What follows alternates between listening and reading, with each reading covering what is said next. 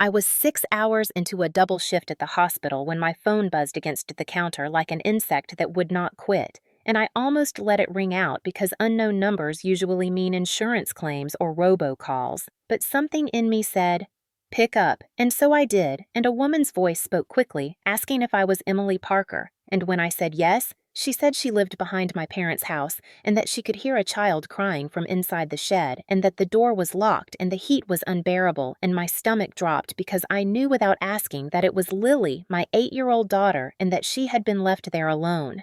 I grabbed my bag and told my charge nurse I had an emergency, and I was in the car before my brain had caught up with my body, and the drive was a blur of stoplights and worst-case thoughts, and every red light felt like a betrayal.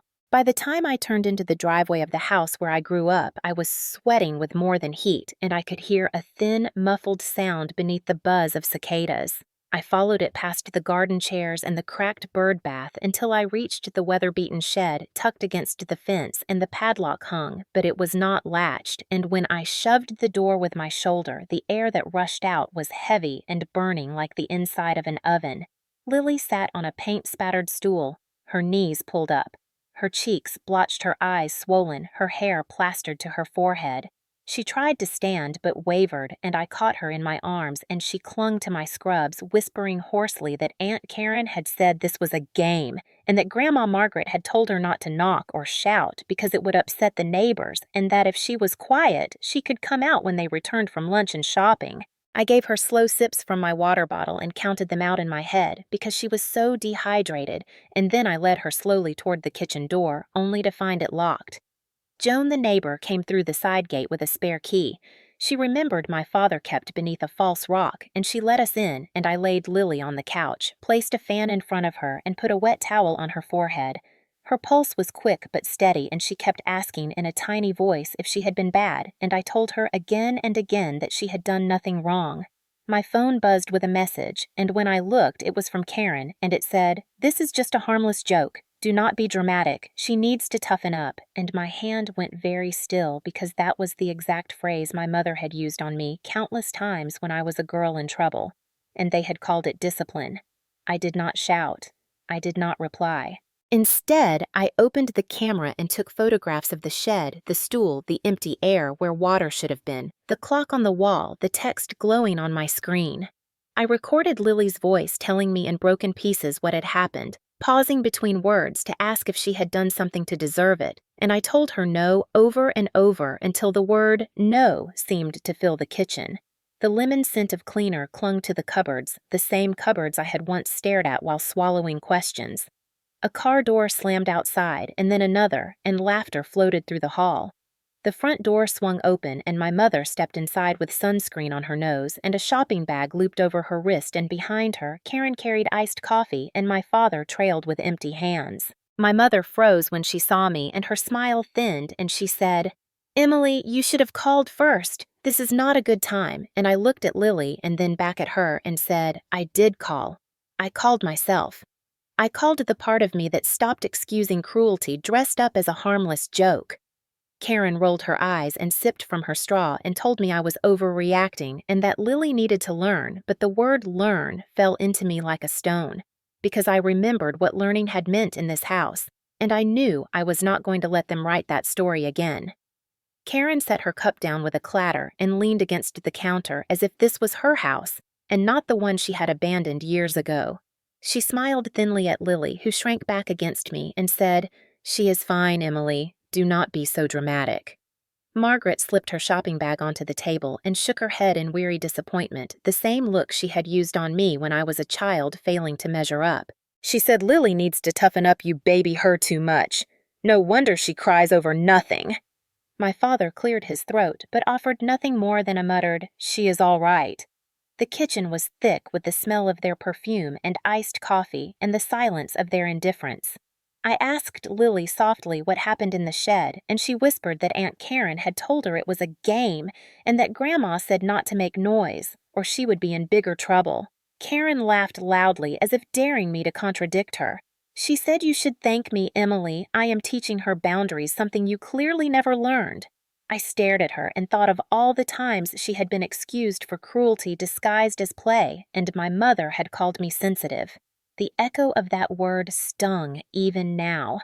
I wanted to shout, but instead I opened the voice recorder on my phone in plain sight and placed it on the counter. Karen faltered for a moment, then rolled her eyes again. She said, "You really are going to make a scene over nothing." Margaret touched her arm soothingly and said, "Emily always loved drama, you know how she gets." My father opened the refrigerator and poured himself a glass of water without offering any to Lily, whose lips were still cracked. I pulled Lily closer and said clearly, "This is abuse. She was locked in without food or water."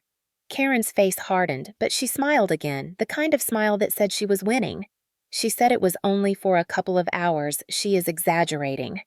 My phone buzzed, and I saw the message still glowing on the screen from earlier harmless joke.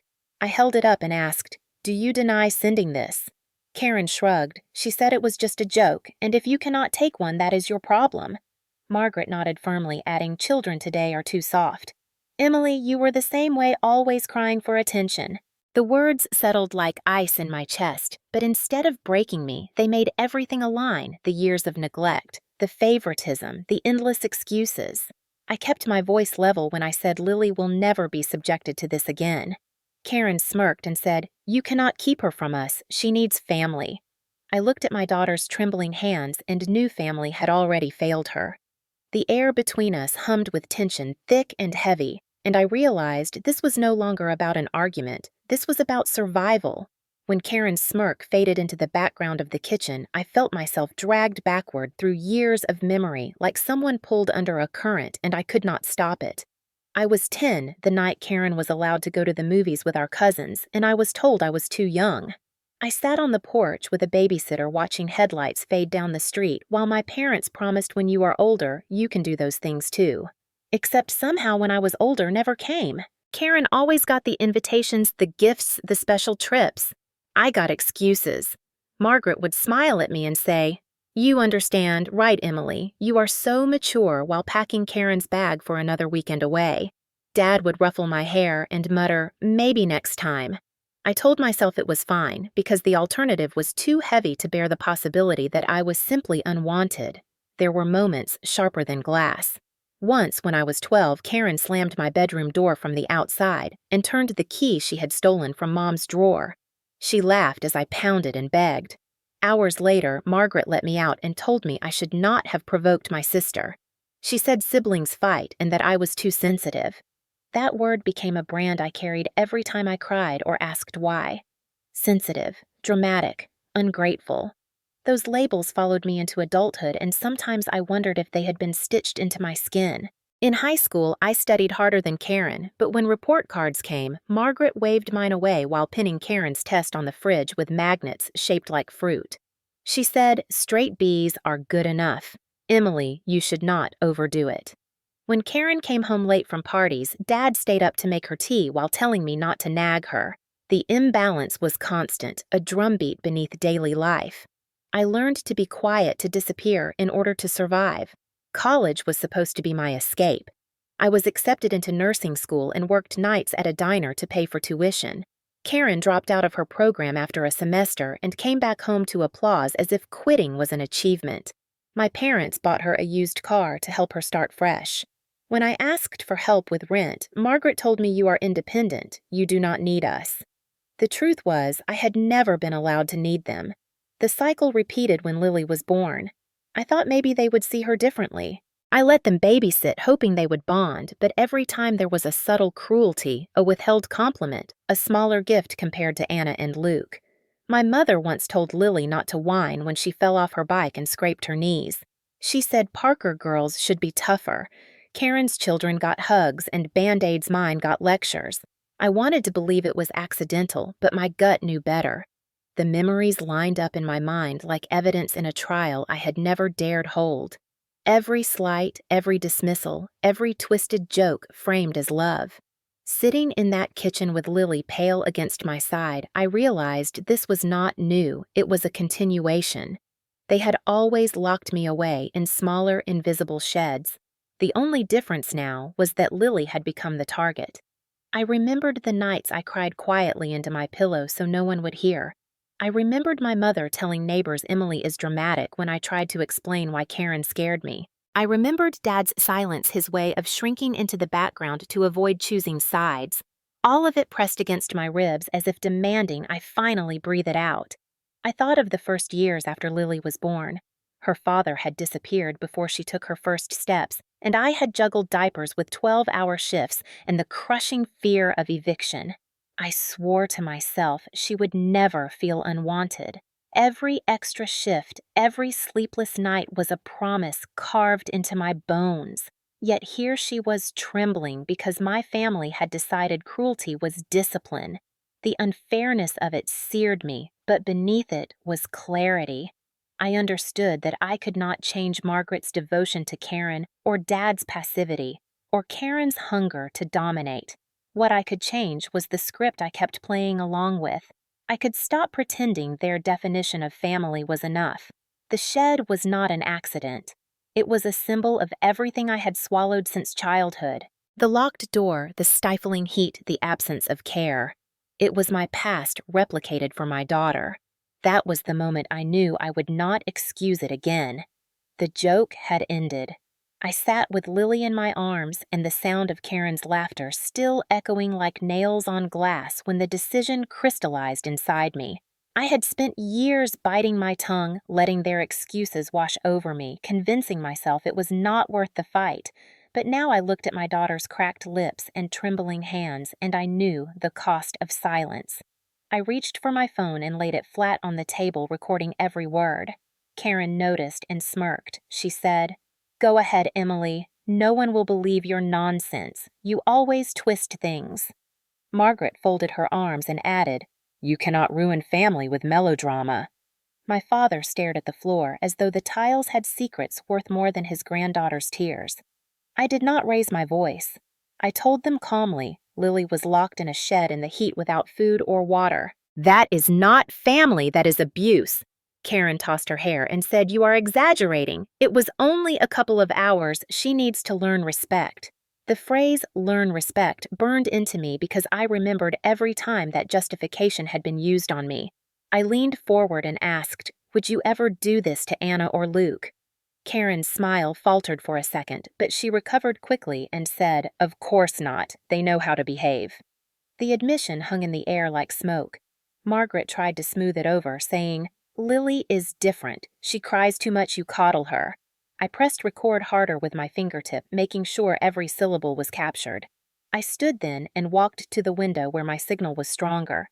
My hands did not shake as I dialed. The dispatcher answered with practiced calm. I told her my daughter had been locked in a shed by family members with no food or water, that she was only 8 years old and dehydrated. I gave the address.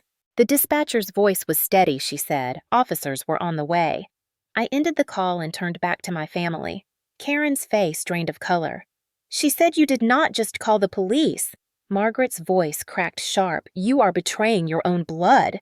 My father whispered uselessly, "Maybe we can talk about this." But the decision was already set in stone. The minutes that followed stretched like hours.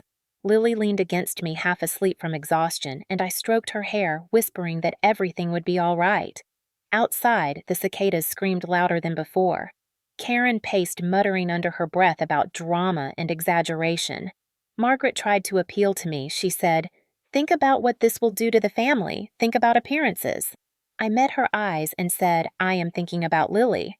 That shut her down, though her glare could have scorched the floor. When the knock came at the door, Karen jumped. 2 uniformed officers stepped inside their presence, shifting the air. One older, the other younger, both calm. They asked what happened. I spoke clearly without wavering.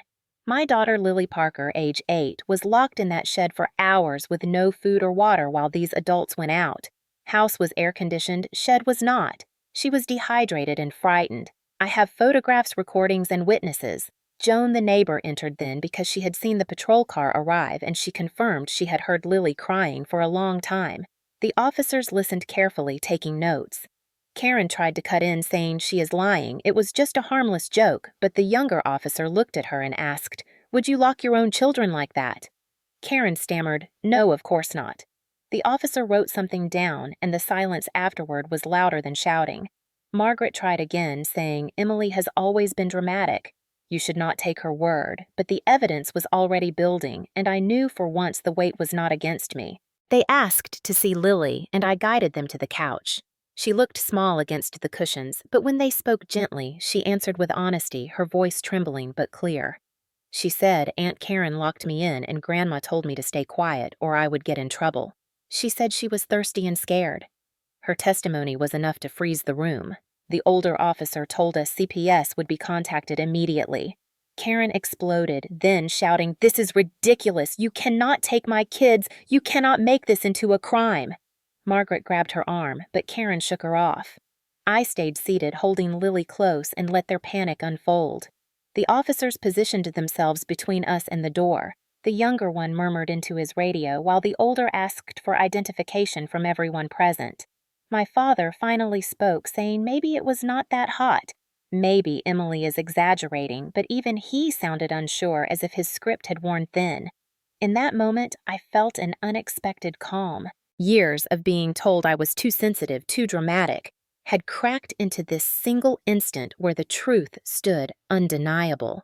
The shed, the heat, the fear in Lily's eyes, the smug laughter that had justified it all.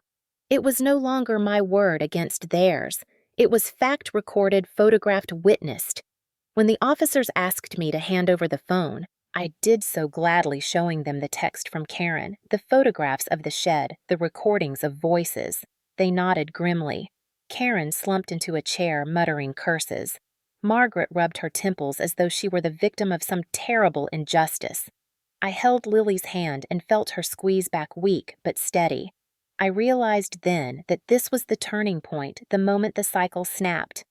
My family had always relied on silence on rewriting stories until I doubted my own memory.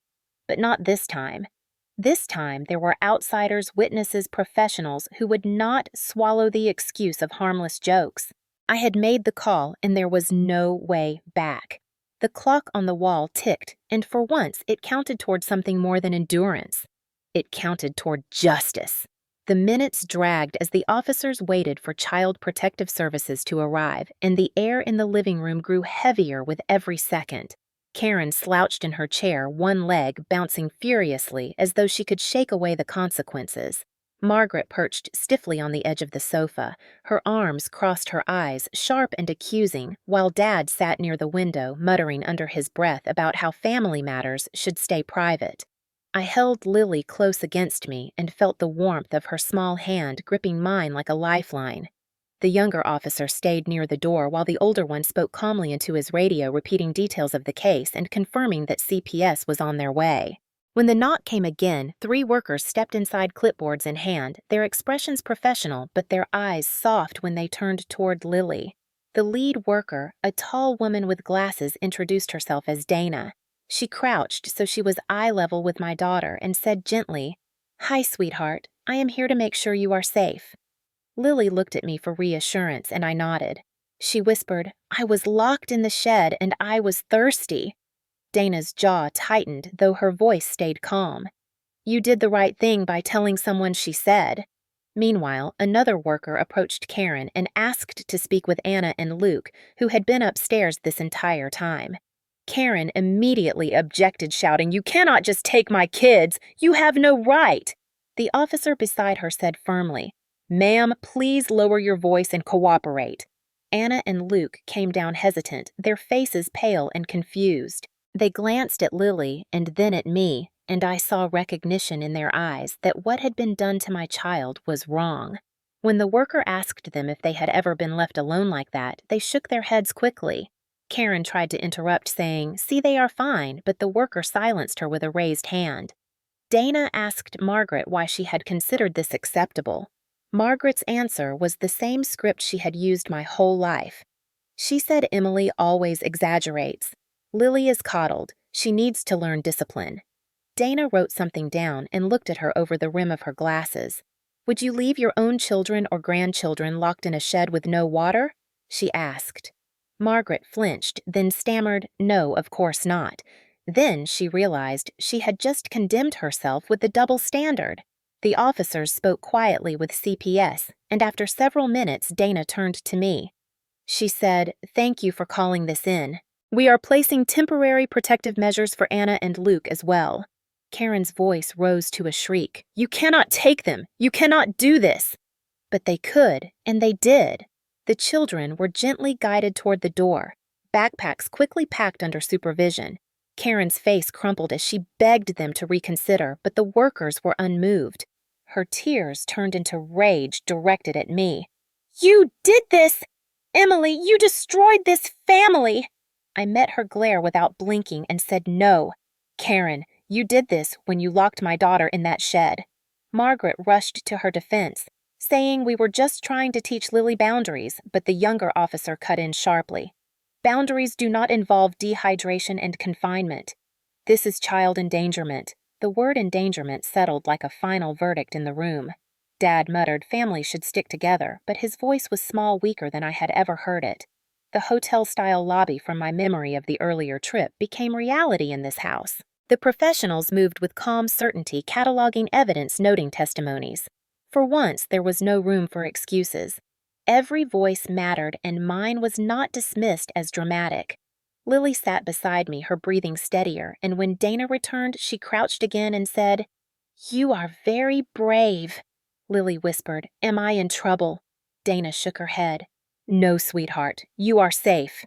The scene unfolded with brutal clarity. Karen's children were escorted out to a waiting car, their eyes wide, but not crying, only watchful. Karen screamed after them, I will get you back, I promise. Margaret followed, shouting at the workers, calling them heartless. The officers blocked their path, reminding them to remain calm. Dad just sank deeper into his chair, looking suddenly old. When the CPS car pulled away, Karen collapsed onto the floor, sobbing and cursing. Margaret turned her fury on me, saying, You will regret this, Emily, you are tearing this family apart. I looked at her and felt nothing but a cold certainty. I said the family was already torn apart long ago. Now there are people here who can see it. The workers returned to gather final statements. They asked me to provide the photographs and recordings, which I did. They noted the text message from Karen that said harmless joke. They spoke with Joan, the neighbor, who confirmed hearing Lily cry. Piece by piece, the puzzle became undeniable evidence.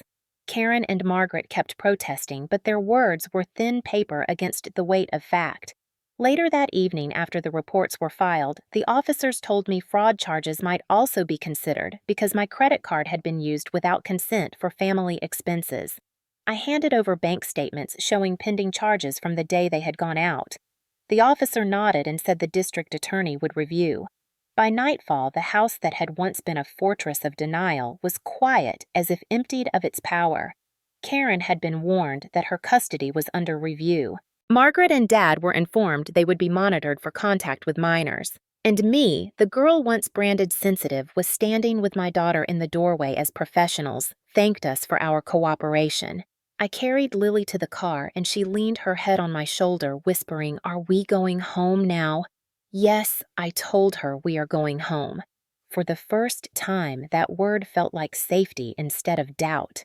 The following weeks were a blur of hearings and interviews. CPS filed official reports. Karen tried to argue she had been misunderstood, but the recordings spoke louder. Margaret attempted to rally relatives to her defense, but many had heard enough over the years to believe me now. At one hearing, Anna and Luke's father stepped forward, petitioning for full custody. His voice was calm, steady, and he said, My children deserve stability. The court listened. When the judgment came, Karen lost primary custody. Her visitation was limited, supervised, and conditional. The gavel fell with a sound that felt like a lifetime of vindication. Margaret stormed out of the courtroom, red-faced. Dad shuffled behind her, silent. I walked out with Lily holding my hand, and for once, my steps felt light. News spread through family circles and the wider community. Margaret had always prided herself on appearances, but now whispers followed her. The story of the shed became impossible to hide. On social media, some tried to defend Karen, but others quickly corrected them. Did you not hear she locked her niece in a shed? That sentence alone shut down sympathy. Weeks turned into months. Karen called me raging, then begging, then raging again. Margaret left long voicemails about betrayal. Dad called once, his voice uncertain, asking if there was a way back. I told him there was no way back from a locked shed and a dehydrated child. Silence followed, and he never called again. The consequences rippled. Karen lost more than custody. She lost the pedestal she had always stood on. Margaret lost the control she had wielded with words. Dad lost the excuse of silence. And I gained something I had thought impossible: freedom. The night I tucked Lily into bed after the final hearing, she whispered, "Will they ever lock me up again?" I said firmly, "Never." Her small smile before sleep was worth every battle, every scar. Looking back, I realized the shed was both literal and symbolic. It was the place they tried to confine my daughter, but it was also the place they had tried to keep me my whole life, small, silent, unseen. By calling the police by refusing to excuse it as a joke, I had smashed that lock for good. And though the aftermath was messy, though accusations and gossip flew, the truth had already settled. Abuse dressed as family tradition was still abuse, and this time the world had seen it. In the weeks that followed, the fallout spread like cracks through glass, impossible to ignore and impossible to contain. Karen's voice filled my voicemail daily, first screaming that I had destroyed her life, then sobbing that she could not breathe without her kids, then cursing that I would pay. I stopped answering after the first few days, but I saved every message because I had learned that evidence was more valuable than emotion. Margaret tried a different tactic. She posted on Facebook with a smiling photograph of Karen and the children at a picnic from months earlier, writing about betrayal by family lies that tore apart a household and how a mother's heart was broken. At first, sympathetic comments flooded in, but then someone asked pointedly, "Did you not lock your granddaughter in a shed?" That single comment shifted the tide. More people chimed in. Some had heard the story from neighbors, others had read the local news report. Within hours, the post that was meant to gather pity turned into a public trial with strangers and relatives alike condemning the act. Margaret deleted it the next morning, but screenshots spread and the damage was permanent. Relatives began calling me privately.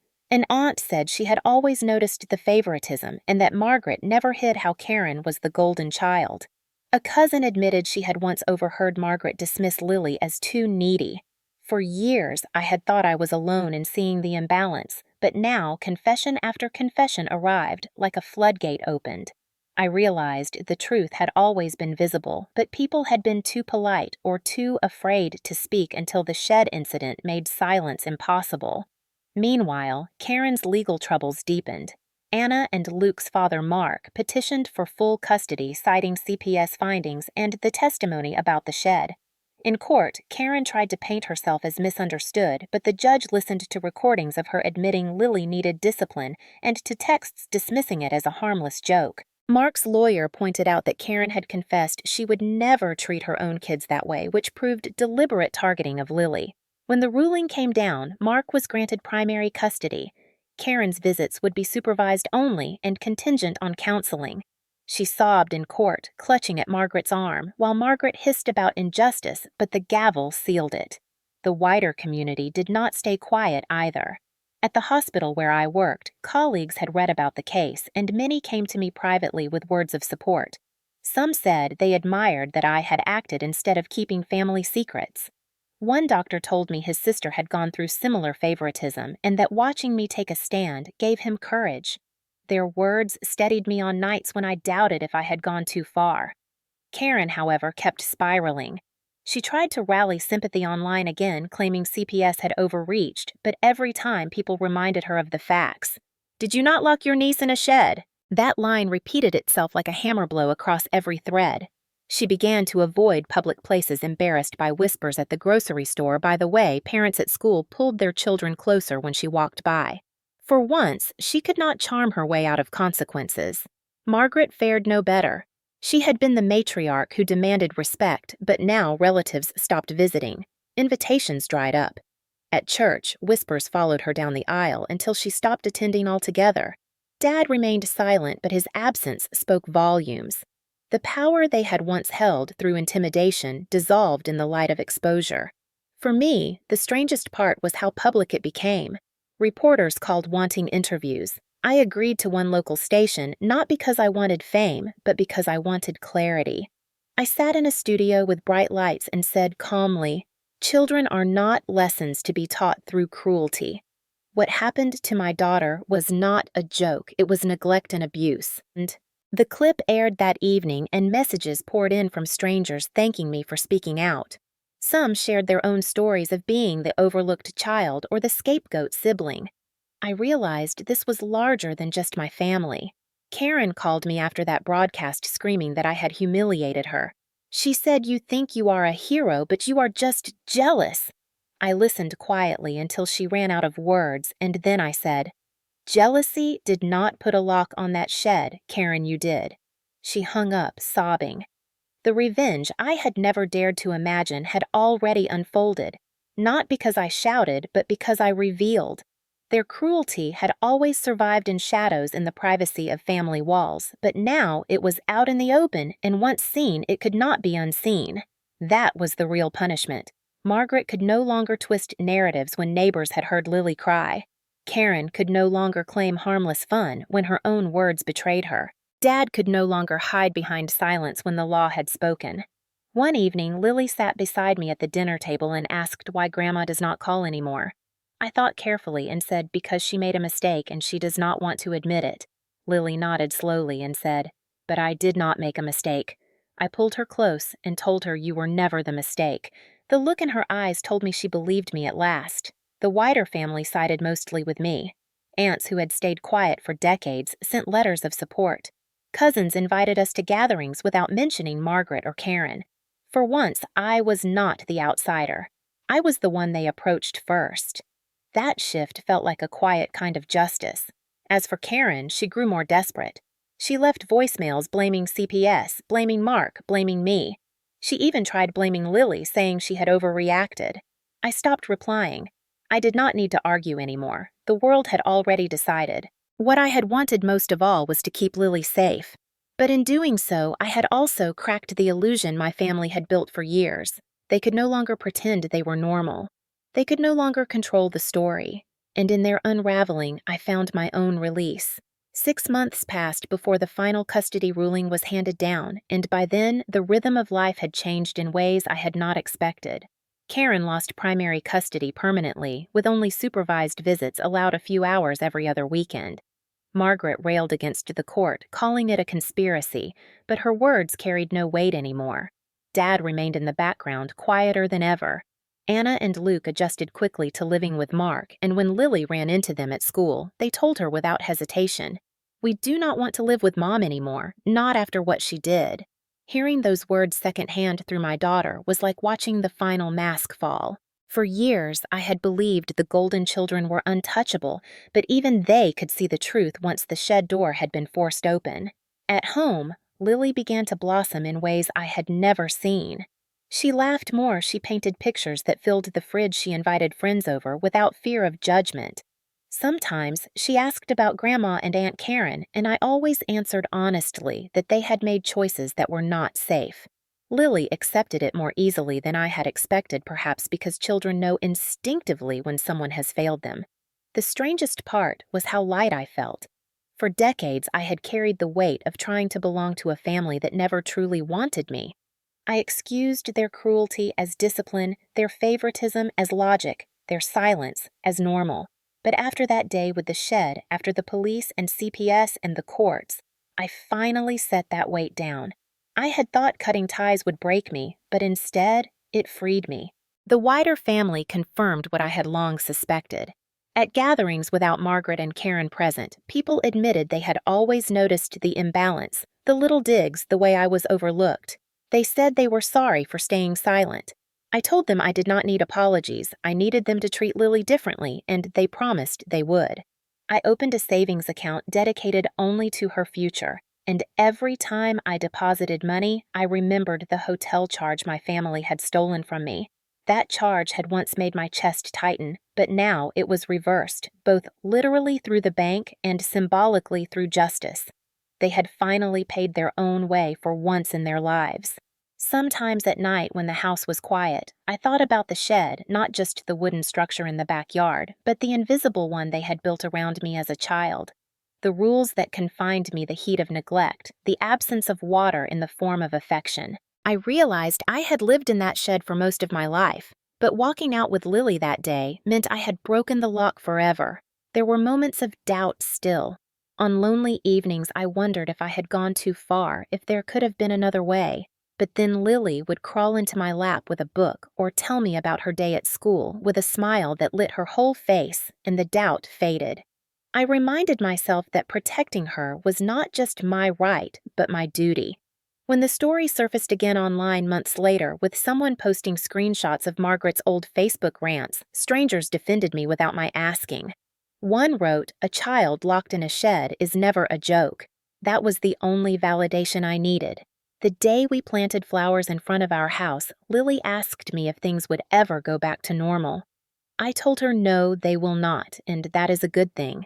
She looked puzzled at first, then smiled and said, "Because now we are happy." She was right. Our new normal was built on honesty and safety, not on secrets and control. As I tucked her into bed one evening, she whispered, "Are you sure they will not come back?" I brushed her hair from her forehead and said, "I am sure, and even if they try, we will never open the door again." She closed her eyes peacefully. Looking back, I saw that the shed had not just been a prison, it had been a mirror reflecting everything broken in my family. By exposing it, by refusing to excuse it, I had chosen something different for myself and for my daughter. I had chosen freedom. So when people ask if I regret it if I think I went too far, I only answer with a question. Did I go too far or not far enough?